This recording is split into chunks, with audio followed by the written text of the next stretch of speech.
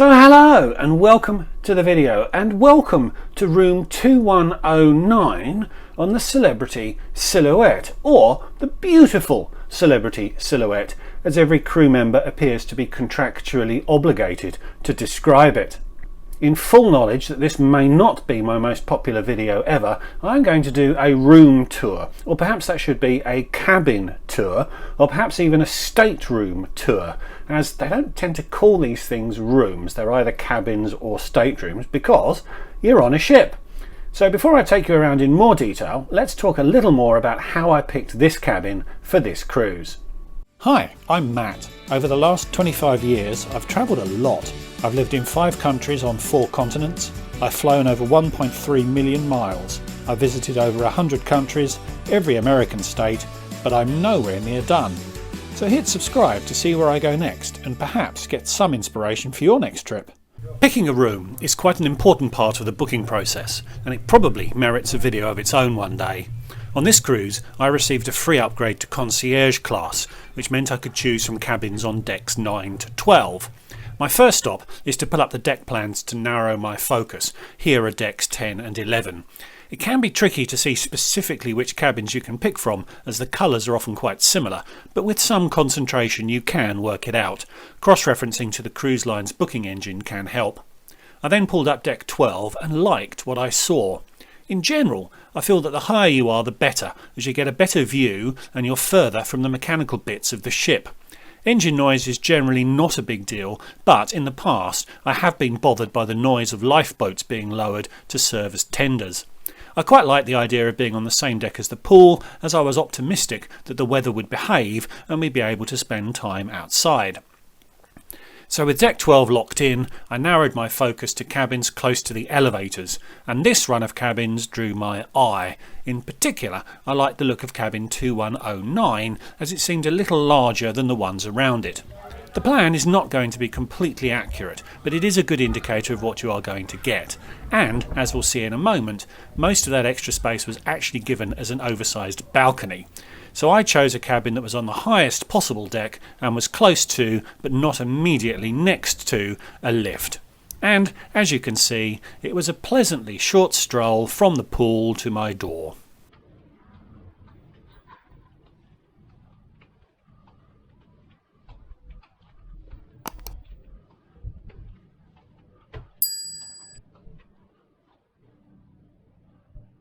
So this is actually the last sea day of a 6-day cruise, so I've had plenty of time to get used to this room and form an opinion on what I think is good and what I think is bad. And it certainly does have good bits, and I think it also has bad bits too. So I'm standing with my back to the window, and off here to the right you have a small working space. Plenty of room for a laptop, probably not a lot else. And we come pretty quickly to the first problem I think this cabin has, which is a lack of plugs. You can see there are 3 here, 2 American and 1 European. Through a process of experimentation, I've learned that the European one is by far the fastest charger, but you will immediately see that that is quite a long way from the side of the bed. So this ship was built a good few years ago, and despite having been recently refurbished, it does show a few signs of age still in its design. One of which being that there are no plugs even remotely near the bed. Something you find with a lot of older hotels as well as a lot of older cruise ships, but it is really quite annoying. There's obviously a TV which has the usual celebrity channels on it, most of which are American. They haven't reprogrammed them because this is a British only cruise, but there's still BBC World on there and BBC News if you want to actually keep in touch with what's going on. Tea and coffee making facilities if that is your thing. Bottle of hand sanitizer and a mask branded with Celebrity Cruises should you need it. And then the vanity unit here. A safe, which I haven't used, a fridge which has outrageously priced goodies in it, which, considering it's only about 10 paces to the nearest bar from my room, is probably never going to be a big money earner for the Celebrity line. Then you have 3 drawers, and this represents pretty much the bulk of the storage, and that's the other concern that I have with this room, is that there's actually not a great deal of storage. On the other side of the room is a sofa, which is actually quite uncomfortable. A sort of strange vinyl effect which doesn't actually lend itself to sitting on for long periods of time. I don't believe this converts into a bed either, although I know that in some rooms it will. Last day of cruise, so the dreaded baggage tags to get off have arrived, and one point I will make here is that Celebrity has made an effort to reduce its footprint, and so its water is provided in these recyclable aluminium cans, which is quite a nice touch, I think. Onto the bed, very comfortable, slept well, had to ramp the air conditioning down pretty cool to make the bedding appropriate to the room temperature, but that took a night or two to figure out. Two beds obviously crammed together. I can actually feel the join, which you often can't with these, but it hasn't inconvenienced me greatly. Slightly odd design as well with the curved edge, which means if I'm lying on one side straight through, my feet protrude by about 4 inches, whereas if I lie in the middle across the gap, they don't protrude at all. Small vanity unit beside the bed, obviously a light, which is probably at the feeble end of the scale if you were to rate it, but it's good enough after dark. And above the bed is actually some storage. Not used it, and it is vicious. Almost took my finger off the first time I attempted that. Other side of the bed has a similar vanity unit, actually using that to store some overflow clothing. And then you have the wardrobe, which again is a bit puny. So I've overpacked hideously for this cruise because I knew I wouldn't have far to lug my cases because I didn't have to get onto an aeroplane, and bringing more clothes filled out the suitcase so that the stuff that I did bring wasn't rattling around. But it is quite a small space. I've got my suitcase stored in there as well, although I think I could have got it under the bed. But there's no drawers, there's no shelving. And I think if there were two of you in this cabin for perhaps a 2-week cruise, or certainly longer than 7 days, that's going to be quite confining. There is another rack that pulls down to provide some extra hanging space. But given this and those 3 drawers you saw earlier are the only real storage space for your clothes, there's not much. I've seen cabins with much more in the past. A definite positive of this room is the bathroom, which is actually quite sizable. Whether the slightly larger footprint of the room has allowed this bathroom to expand in size, I don't know. Toilet and sink, as you'd expect, and a pleasantly large shower. I have certainly been in smaller. Not brilliant water pressure, but you don't expect that on a cruise.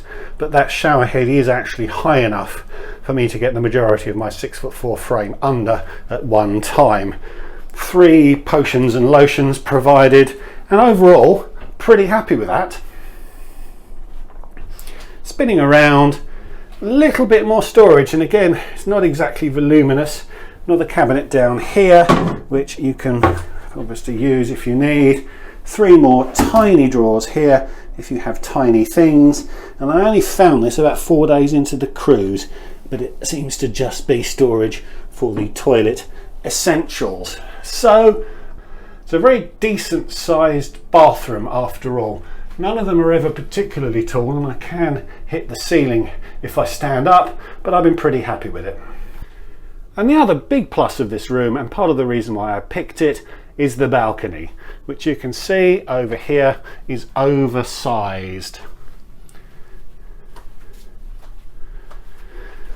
I'm actually one deck down from the buffet restaurant, so the cabin, the floor above, extends over the top of this one, which means you are sheltered and shaded. That may be inconvenient for some because I don't think this balcony will get a great deal of sunlight, but it has been pretty satisfactory for me. And then obviously with the 2 relatively standard issue chairs with footrests and a table, all in all it's a very pleasant balcony.